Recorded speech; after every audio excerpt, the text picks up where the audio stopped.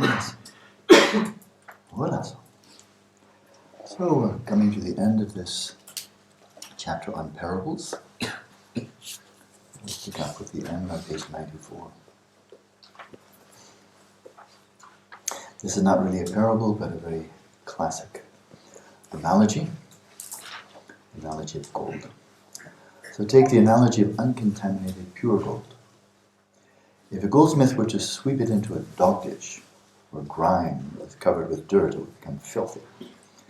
But after melting it down, it could be made into beautiful ornaments, such as a golden adorned saddle, earrings, bracelets, or rings. While melting them down, it could be molded into a statue of the Buddha. And when that was consecrated, it could become an object of homage and worship for everyone. Although there are these three things that can be done to it, the essence of gold is immutable.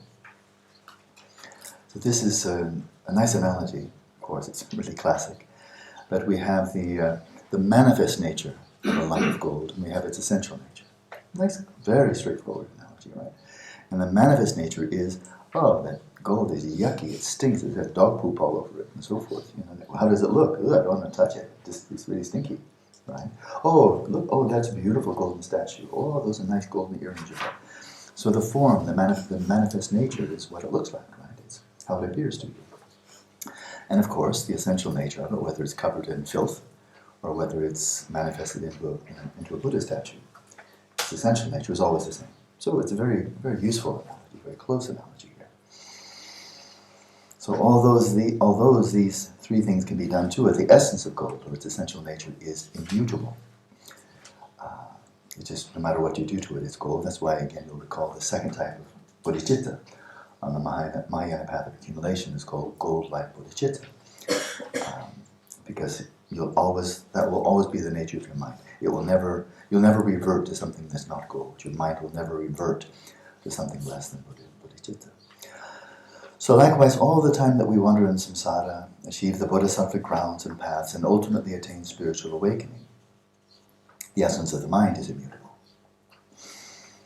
Just as the ordinary stone, and we can just pause there for a second. Here's a fundamental difference between the Geluk-Kagyü and Dzogchen views on Buddha nature and Dharmakaya. And if I make a mistake, Glenn, I hope you'll correct me, because I'm a little bit rusty on Geluk-Kagyü. But from what I recall from my studies 30 years ago or so, the Buddha nature, again, Tzong writing, as if from the perspective of a sentient being. A sentient being like myself does not have one quality of the Buddha, not even one. I have all the qualities of a sentient being and no qualities of a Buddha. Therefore, I am 100% sentient being, 0% Buddha, but I do, like every other sentient being, including insects, we find out, have Buddha nature, right? But Buddha nature is a potential, it's the capacity to become Buddha. And so we have the ranjinitic, the naturally abiding Buddha nature, and this is really often referred to as the emptiness of the nature of the mind itself. Ranjinitic means it's always there, it's always present, and it's immutable. And it's always present. This would be the empty nature. And then the Gyaltsen, then the evolving Buddha nature. The evolving Buddha nature is that which manifests over time as we cultivate, we purify, we reach the path, we move along the path, we achieve the first blooming, and so on. So those two. And then the culmination of the path is when your mind transforms into Dharmakaya. Right? And Dharmakaya is also understood to be arising in dependence upon causes and conditions moment to moment to moment. Even the ultimate mind is considered to be not impermanent in the sense it will ever become not Dharmakaya, but impermanent in the sense that, like every other state of consciousness, it's arising from moment to moment to moment to moment. Does that sound familiar to you? Yeah? Okay, good. My memory's not too feeble yet. And then, bearing in mind, we're not setting this up as a debate, any more than we should debate on whether light is really a wave or a particle. It's just a silly debate. And now we just shift perspective over to that of Longchenpa, of Padmasambhava, and so forth, writing, speaking, presenting the path as if from the perspective of Buddha mind. And there, of course, it's looking at the same person, for example, but now seeing the person as a Buddha. Right now, as a Buddha. So that's one point, that your Buddha nature is not a potential, it's who you actually are. Always. And the notion that you're a sentient being is something simply concocted out of ignorance and delusion. But then also, very importantly, that the nature of Dharmakaya, of Rigpa itself, Sugatagarbha, all of this, unborn, unceasing, unchanging, totally beyond time, beyond space, and therefore not arising moment to moment to moment. Right? So, and we say, well, they disagree. Yes, of course they disagree. They're looking for different perspectives. So there's no reason to start a debate. They're simply looking from different perspectives. So I think that's actually a good point, because one may start a debate there, which I think is completely pointless. So the essence of the mind is immutable, beyond change. The essence of the mind is Dharmakaya. It's immutable, unchanging. And I think if we're trying to make sense of all of this, the ground, the path of fruition, using what we have, and what we have is our sentient being's mind. If we're using that as our platform, trying to make sense of, to comprehend the nature of the path and its fruition, then really my mind can't wrap itself around, my intellect can't now wrap itself around the notion of there being a mind.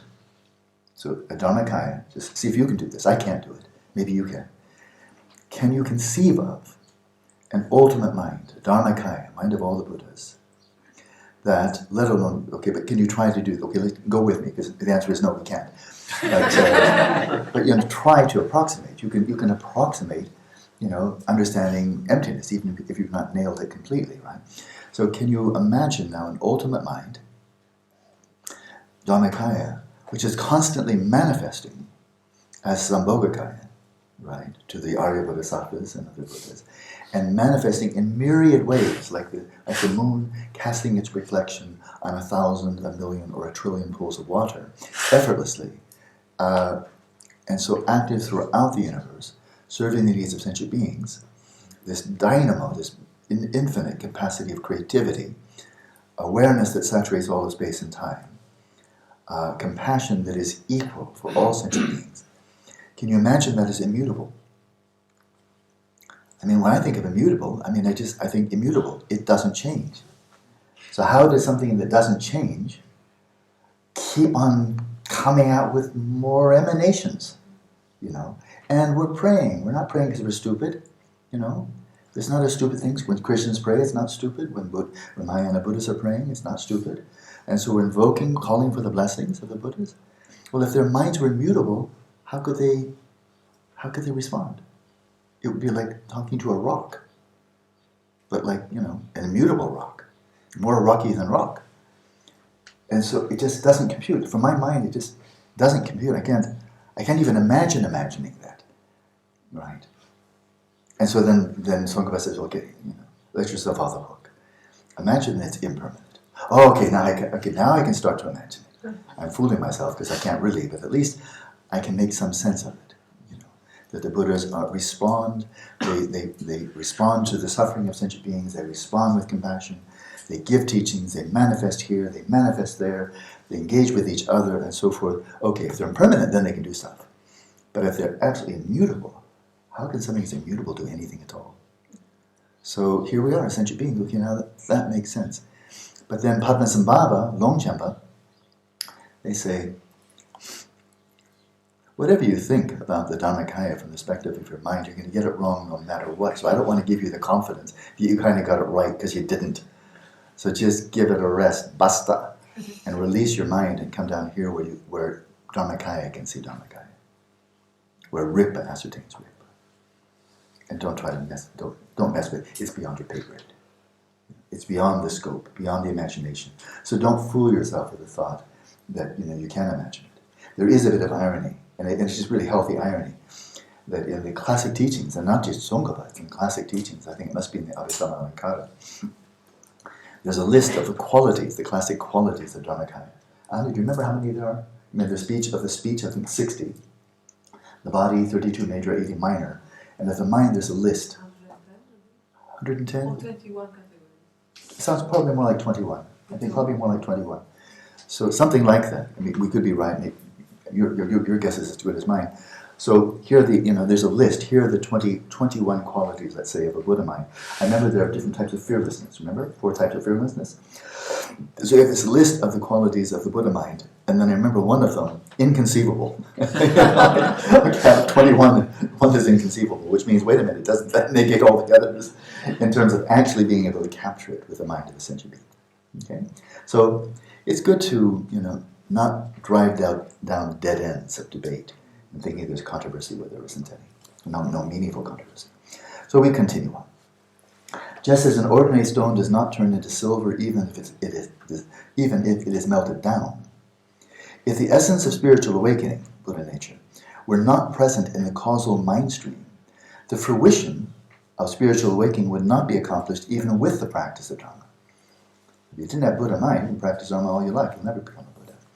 It is said all phenomena arise from causes. Since silver is present in silver ore, when it is melted down, it first becomes partially refined, then more refined, and finally it turns into pure silver. And likewise, since the Sugatagarbha is present in the mind stream, once we know this and enter into practice, first experiential realization arises, then we gradually progress along the Bodhisattva grounds and paths, and finally we attain spiritual awakening. That's very juicy statement, and very strong parallel, really juicy parallel. And I'll just unpack it, I'll just tease a little bit more out of it. He said first experimental realization arises. In the classic Dzogchen teachings, specifically those of Dujum Limba and his pure visions, he gives actually 4 stages, which I found very, very helpful, very practical. And that is, we're first introduced to, for example, to the Dzogchen view, meditation and way of life. First of all, as we listen to teachings, and maybe we read books, as I did when I was 20, reading the Tibetan Book of the Great Liberation on Dzogchen. First we read, and then we reflect upon, we try to make sense of, maybe we have question and answer and so forth. We ponder it, contemplate it, maybe investigate it, analyze it. And out of those two first phases of hearing and thinking, comes what Tibetans call koa, understanding. And that is, if you've read some books on Dzogchen, maybe received some teachings, and somebody comes to you and says, I've heard of Dzogchen, do you know what's that? What's Dzogchen about? You could actually say things that were meaningful and accurate, and not just what you've memorized, a parrot can memorize, but without just simply memorizing. You could rephrase it in your own terms, you could convey it, and if there were a great Dzogchen master listening to you, that person might very well say, well, good, that was accurate. You've clearly demonstrated, you've understood what the Dzogchen view, meditation, way of life are about. It's not that hard, actually. The difference between Svatantric and Prasangika, that's kind of hard. But Dzogchen, it's not hard to just give the talk. Not that complicated. So that's goa, that's understanding. And that's really worth something. But then you're not going to stop there with hearing and thinking and the understanding, or the understanding that arises from that. But then you go to meditation, as we've been doing over these last 8 weeks. And in meditation, as you're actually putting the teachings into practice, then there arises nyama. You know the term, meditative experiences. Meditative experiences. And many of you, perhaps even all of you, in your meetings with me, you've experienced, I think all of you have, you've shared your nyam. What happened? What happened? What came up? Sometimes pleasant, unpleasant, sometimes a real spike, a breakthrough, a flash, an intuition, but meditative experiences arise. They rise very rarely and sporadically if you don't practice at all. They might just flash up once in a while, then they just vanish away. But if you're practicing, then these nyam, the meditative experiences, arise more and more, deeper and deeper, stemming from a deeper source. And then if you continue practicing, then there arises dopa, and dopa is realization. A nyam is an experience. And as a result of your experience, what do you know? What do you know decisively? Beyond any doubt, that is, with certainty, what do you know out of it? Because often people have experiences and they say, Alan, could you tell me what I experienced? Can you contextualize that? Was that separate? Was it rigpa? Was it emptiness? Was it just a flight of imagination? Was I just spacing out? So they've had an experience, but very understandably, they don't know what it meant. They don't know what they may or may not have ascertained at that time. So it remains an experience. And then you come to somebody who has a bit of experience and understanding. You clarify, and then you go, and then you do that, not just say, okay, that's what I've got, but okay, that's a plausible hypothesis, perhaps. And then you go back to the experience, and you keep on deepening the experience until there comes a point when you don't need to ask anybody. You know. It's like, it really is, the image that comes to my mind really strongly is, you got a nail and a piece of wood, you take out a good big hammer, and you whack it. And we say in American English, probably British English also, you nailed it. You nailed it, as we say. If somebody gives, if there's a complex question and somebody comes right through, he nailed it. Or that fellow who solved a Fermat's theorem, in 130 pages, solved this theorem that had been around for like 300 years. He nailed it, apparently. He nailed it. He got it. And he knew he got it. And then other, peer review, and then they knew he got it. And then he gets a big prize for it. And so that's realization. But then realization can fade. It's not necessarily the case that if you realize something, you will have that realization irreversibly for the rest of this and all future lives.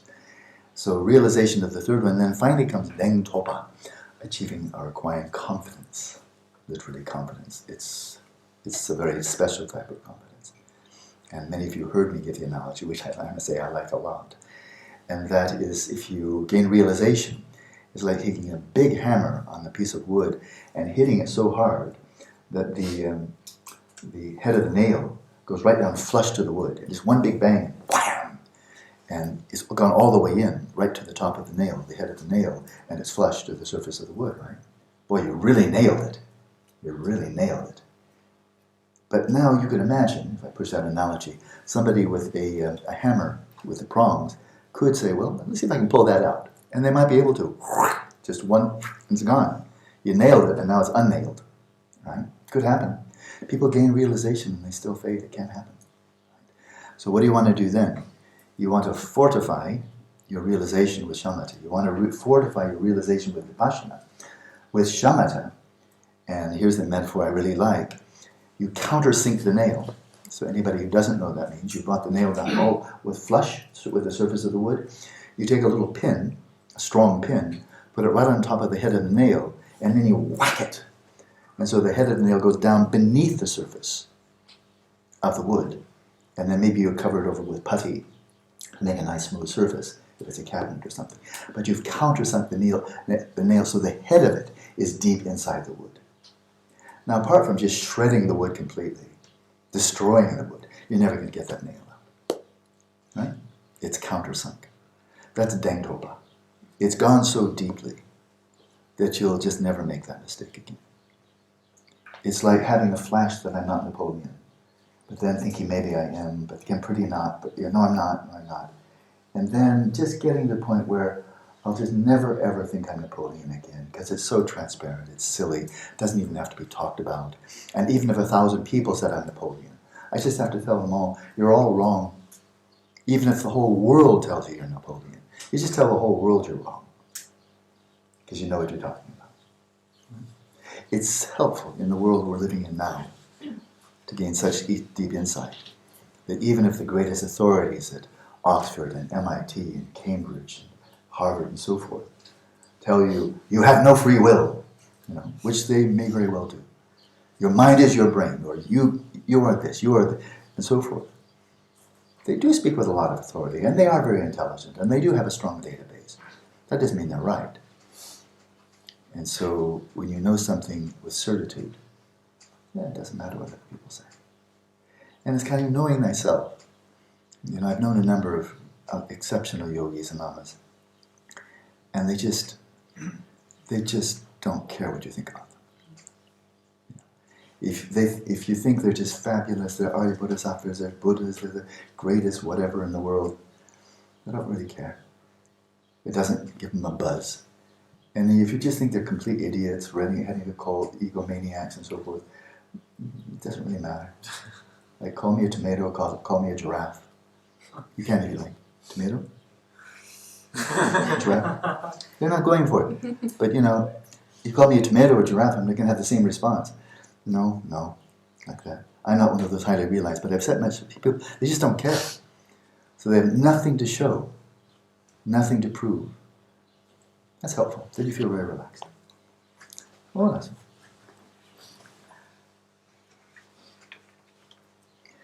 and then to back up his statement with this great source, the profound inner meaning states the stainless essence of the Jinas is sequentially impure, partially pure, and utterly pure.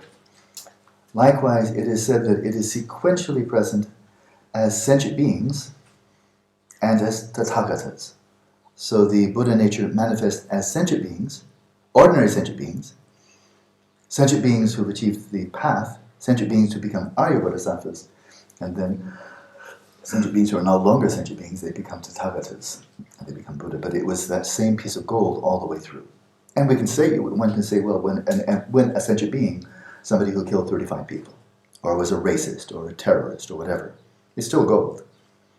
And they just have a bit more to purify at the beginning. But it's the same all the way through. So that's what this business is about, right, from the Zen tradition. That you can be focusing, and really you should. If you meet a mass murderer, or somebody other, war criminal, you can go like this to them. Because you're not saluting, you're not showing respect for what they've done, their manifest nature. Right? That may or may not deserve respect. Sometimes it doesn't even deserve respect, right? Not at all, because there's nothing to respect there. But we're looking right through the manifest nature to the essential nature, and then whoever it is, is whether ants, whether it's birds, crickets, and so forth. Then is it Gasho? Gasho is, of course, to that nature. So thus, the ultimate reality of the mind is primordially present as the essence of the Dhammakaya. So identify and recognize it with certainty. So this is, again, just your first, middle, and final thing to do in Dzogchen. So that with that identification and recognition, then you speed right along in warp drive from hyperspace, or whatever metaphor you like, through the path of accumulation, through the path of accumulation, through the path of preparation, which would otherwise take an immensely long time. You just warp drive through it, up to becoming a Vidyadhara. So identify and recognize it with certainty, without modifying or adulterating it with any hopes or fears. It is enough simply to attend to the essence of whatever appears. So there he just gave you the essence of Dzogchen meditation. You're simply resting in Rigpa.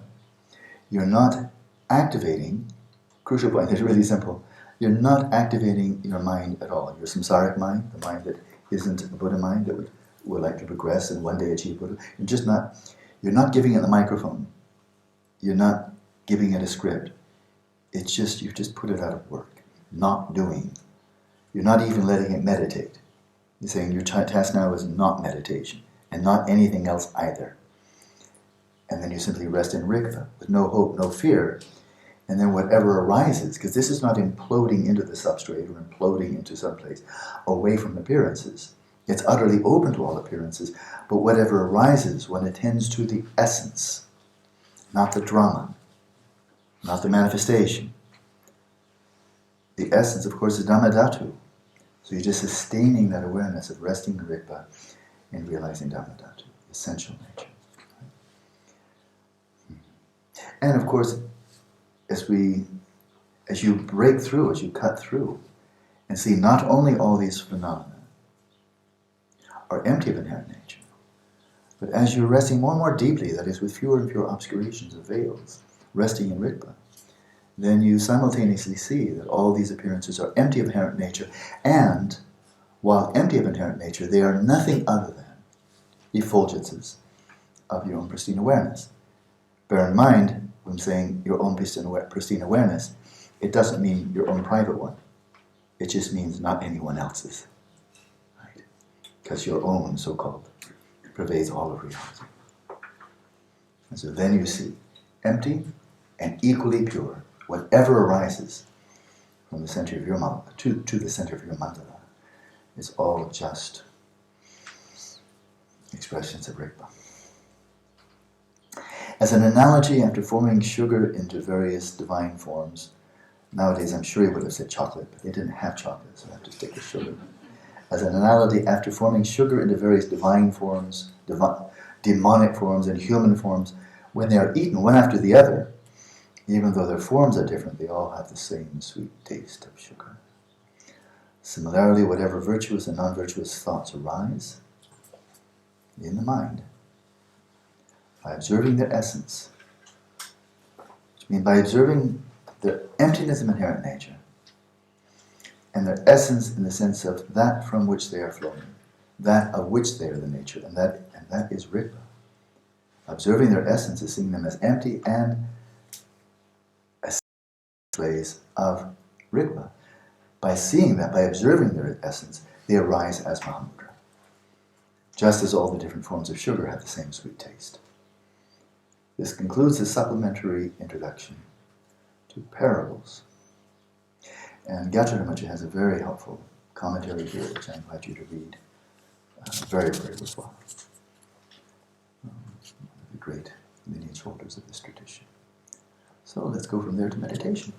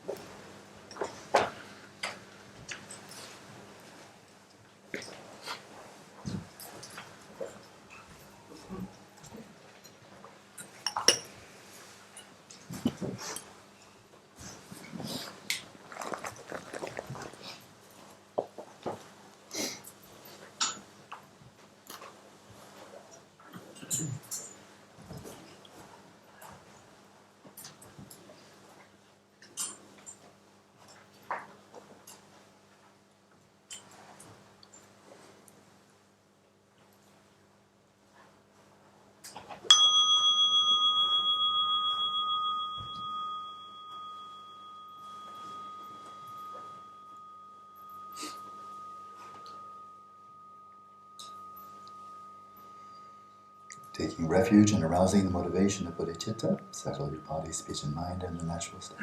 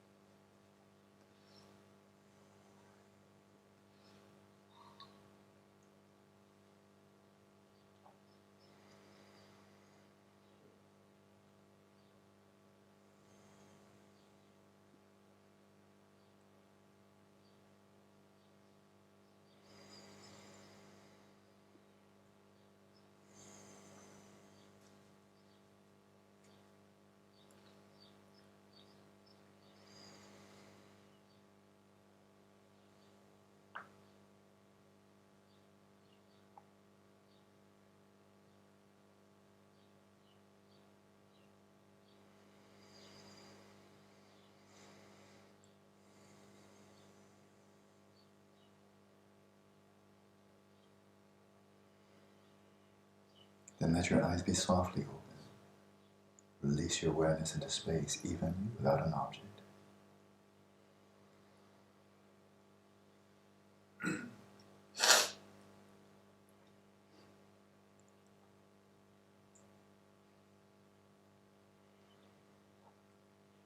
Release any notion of the mind or your awareness being inside your head or behind your eyes. Release any notion of head. Just release your awareness into space. With no center, with no periphery.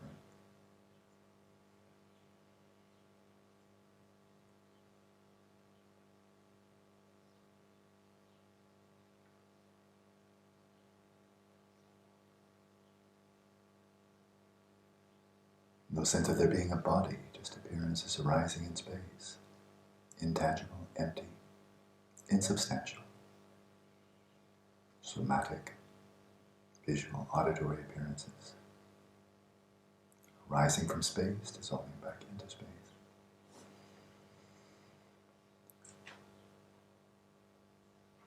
All of them nameless. Just empty appearances.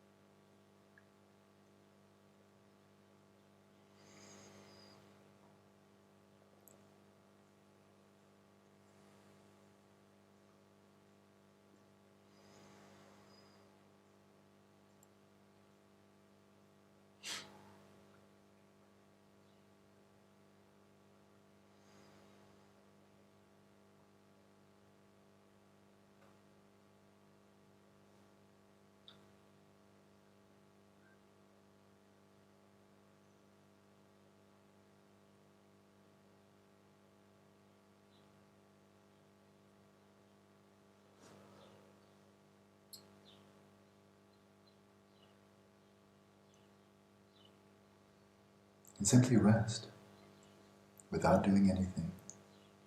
Again, recall the four not doings: without desire, without striving, without modification, without doing. And simply being aware, sustaining the flow of clarity and cognizance. Aware of whatever appearances arise by way of all six sense doors.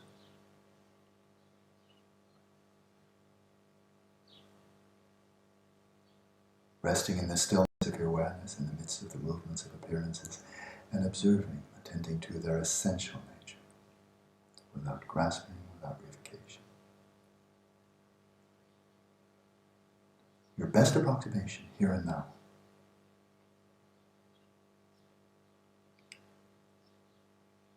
of resting in Ripa and observing empty appearances that spontaneously emerge from Ripa.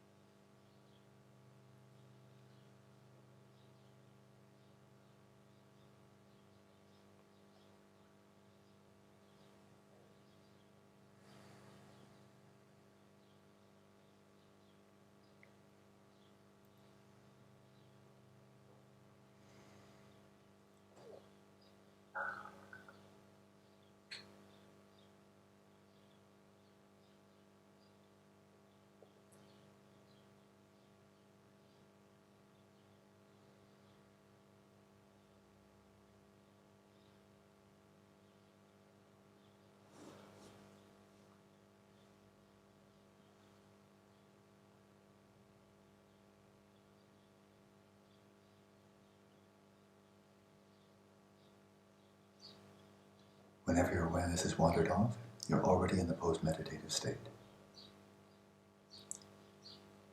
You're not practicing it correctly. You're just not doing the practice at all. So relax, release whatever carried you away, and return to the non-meditation of Dzogchen.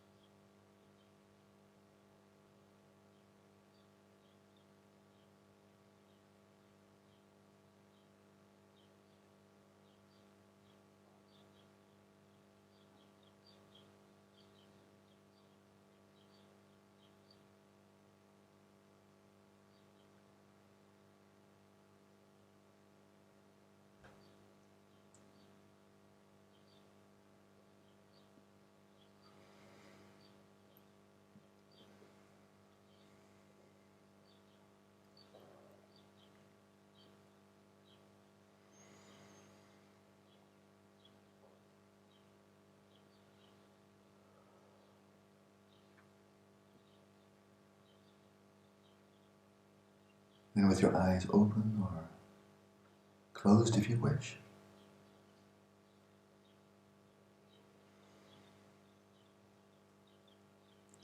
imagine yourself spontaneously emerging, effortlessly emerging from this ground of the primordial non-duality of Dharmadhatu and Dharmakaya. As a spontaneous actualization of this ground, imagine taking on form. It may, if you wish, be an archetypal form, such as Vajrayogini or Avalokiteshvara, or Tata, as you wish. But if you prefer, manifest in your form, your familiar form, but purified, like purified gold, so with no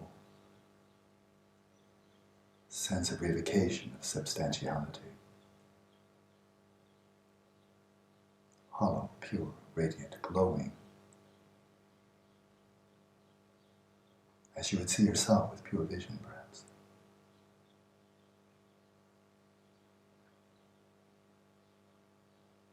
As an effulgence of your own Buddha nature, which you visualize as this orb of radiant light at your heart.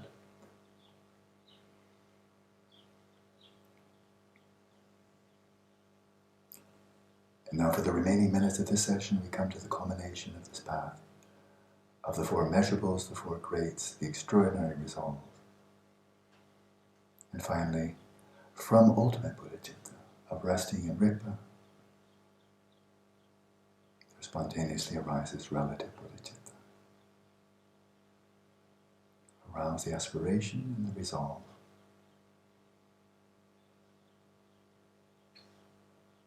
For the sake of all sentient beings throughout all realms of existence.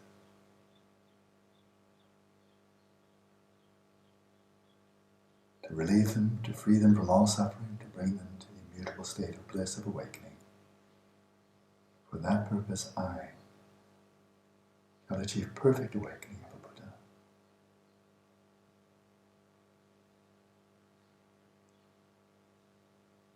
And may the Gurus and the deities bless me that it may be so, that I may be so enabled. With prayers of supplication to your objects of refuge, as you've done before with each in-breath. Imagine a reality rising up to meet you in the form of rays of light from all the enlightened ones converging upon your body, speech, and mind. And with every out-breath, breathe out the light of Bodhicitta. Imagine the light taking on form and leading each sentient being according to their needs along the path to their own perfect awakening.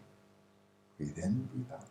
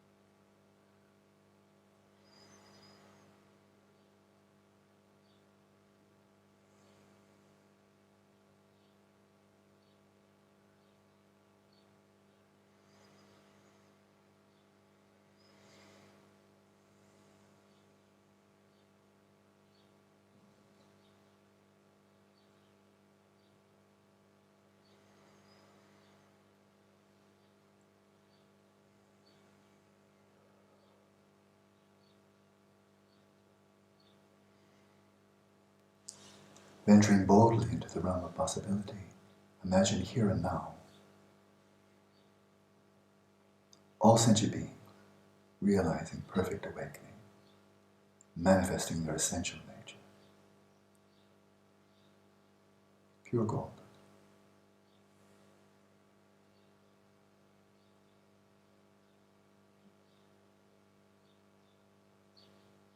Bring to mind all sentient beings not only as some generic idea, but all the sentient beings you know or know of.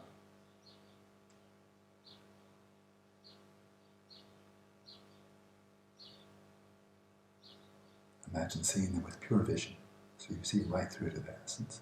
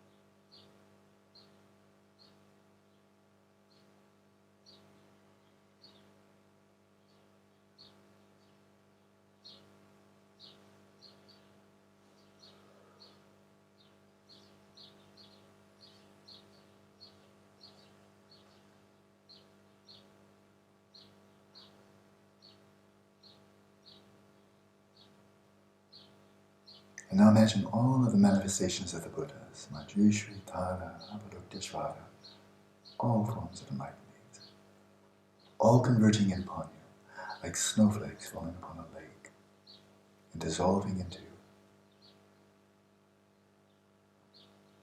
As you imagine yourself to be an embodiment of all the Buddhas, adopting this divine pride, this pure vision. As you breathe in, imagine this convergence. As you breathe out, stabilize the divine pride and pure vision of yourself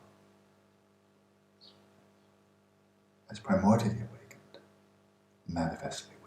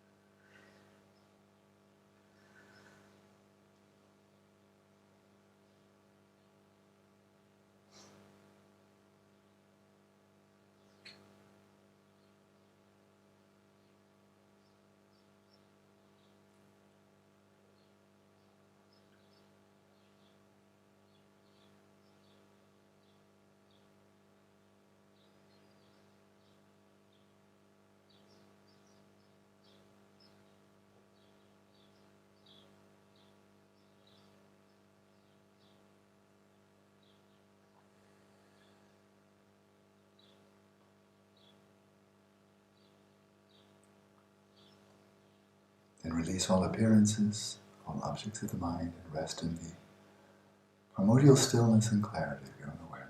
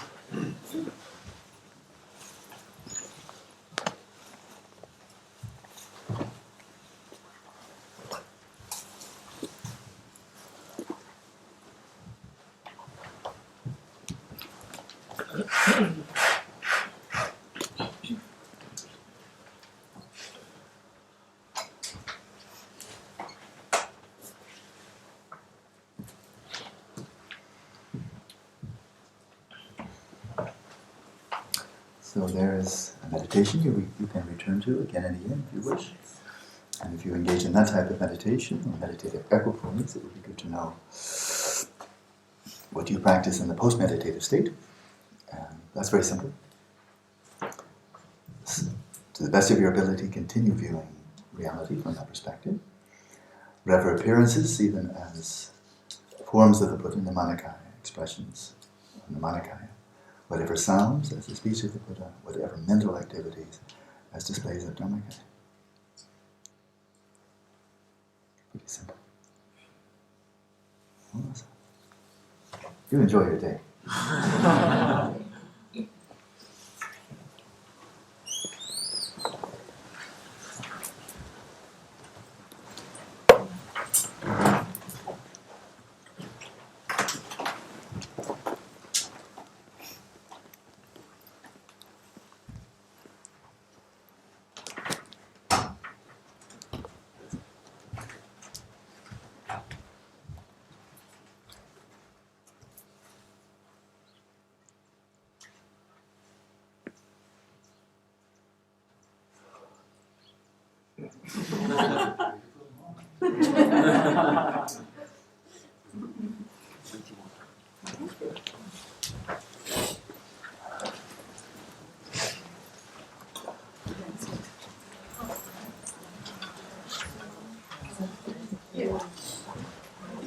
Just before everyone leaves, Nita has to Yeah, and before that, I have brought the copies of the